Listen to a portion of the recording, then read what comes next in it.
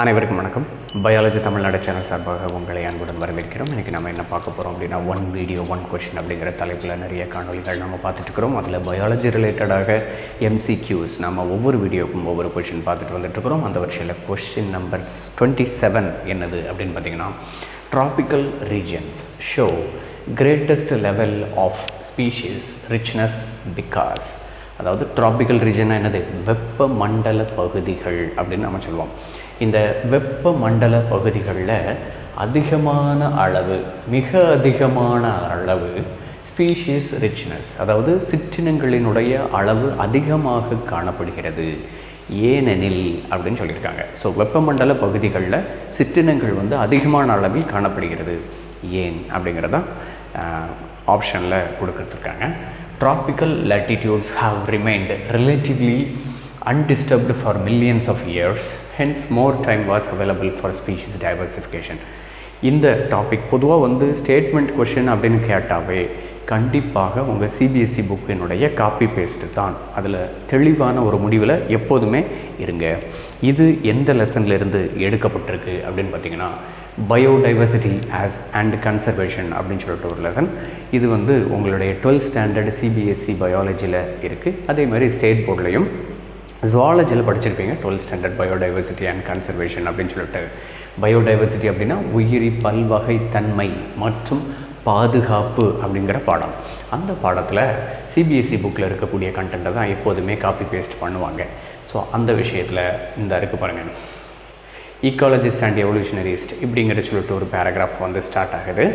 அதில் tropical latitudes have remained relatively undisturbed for millions of years அப்படின்னு சொல்லி கொடுத்துருக்காங்க. இந்த சேம் ஸ்டேட்மெண்ட் தான் இங்கே இருக்குது. ட்ராபிக்கல் லேட்டிடியூடில் அதிகமான அளவு அன்டிஸ்டர்படாக இருக்கிறது. பல வருடங்களாக, பல மில்லியன் வருடங்களாக எந்த ஒரு தொந்தரவுக்கும் உட்படாமல் அந்த வெப்பமண்டல பகுதிகள் காணப்படுகிறது. அதனால் அதிகமான அளவு ஸ்பீஷீஸ் சிற்றினங்கள் அங்கே காணப்படுகிறது அப்படின்னு சொல்லி புக்கிலேயே போட்டிருக்காங்க. அதனால் A is the right answer.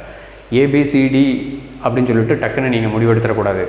இதுக்கு அடுத்தது 4 ஸ்டேட்மெண்ட் இருக்குது, 5 ஸ்டேட்மெண்ட் இருக்குது. அந்த 5 ஸ்டேட்மெண்ட்டை வாசிச்சுட்டு அதுக்கப்புறம் நீங்கள் ஆப்ஷனை சூஸ் பண்ணணும். ஸோ முதல் ஆப்ஷனே சரி அப்படின்னு சொல்லிட்டு டக்குன்னு ஏவை நீங்கள் ஷேட் பண்ணிடக்கூடாது. அந்த கேள்வியை முழுமையாக நீங்கள் வாசித்து பார்க்கணும். சரிங்களா? இப்போ 2வது ஸ்டேட்மெண்ட் பாருங்கள், ட்ராபிக்கல் என்விரான்மெண்ட்ஸ் ஆர் மோர் சீசனல் என்று கொடுத்துருக்கிறார்கள். இது இந்த பேஜுக்கு அடுத்த பேஜ். உங்கள் CBSE புக்கு கையில் வச்சுருந்தீங்க அப்படின்னா அதை திருப்பி பாருங்கள். அதில் பாருங்கள் என்ன கொடுத்துருக்காங்க. இங்கே லெஸ் சீசனல் என்று கொடுத்திருக்கிறார்கள். அப்போது இந்த இடத்துல மோர் சீசனல் என்று கொடுத்திருக்கிறார்கள். அதனால் B அப்படிங்கிறது தப்பு. B வராது. A வரும், B வராது. C வருமானு பார்த்துருமா? More solar energy is available in tropics. அதிகமான அளவு சூரிய ஒளியானது அங்கே காணப்படுகிறது என்று கொடுத்திருக்கிறார்கள். அதை தான் புக்கிலையும் கொடுத்துருக்கான், மோர் சோலார் எனர்ஜி என்று. அதனால் C ஸ்டேட்மெண்ட்டும் நமக்கு சரிதான்.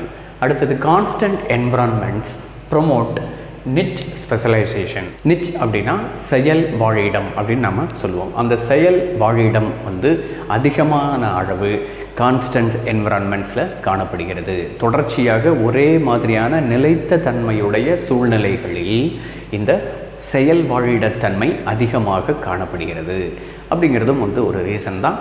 இது உங்களுடைய புக்கில் எங்கே இருக்குது அப்படின்னு பார்த்தீங்கன்னாக்க, கான்ஸ்டன்ட் என்விரான்மெண்ட்ஸ் ப்ரொமோட் நிச் ஸ்பெஷலைசேஷன். சரிங்களா? ஸோ அப்போ இந்த இடத்துல நமக்கு டியும் கரெக்டான ஒரு ஆப்ஷன் தான். அடுத்தது, tropical environments are constant and predictable அப்படின்னு கொடுத்துருக்குறாங்க. அது எங்கே இருக்குது பாருங்கள், மோர் கான்ஸ்டன்ட் அண்ட் ப்ரெடிக்டபிள் என்று கொடுத்திருக்கிறார்கள். ஸோ அப்போ இந்த இடத்துல E அப்படிங்கிற ஒரு ஆப்ஷனும் சரிதான். அப்போ நமக்கு B மட்டும்தான் தப்பு. ஸோ ABCDEயில் B மட்டும்தான் தப்பு அப்படிங்கிறதுனால A, C, D and E இதுதான் ஆன்சர் என்று நாம் முடிவுக்கு வர முடியும். மேலும் பல தகவல்களை தெரிந்து கொள்வதற்கு பயாலஜி தமிழ்நாடு சேனலை சப்ஸ்கிரைப் பண்ணுங்கள். நன்றி, வணக்கம். பலருக்கு சேவை செஞ்ச நீயும் ஒரு ஹீரோடா. ஒரு கைப்பிடி சோறானாலும் ஷேர் செஞ்சு பாருடா.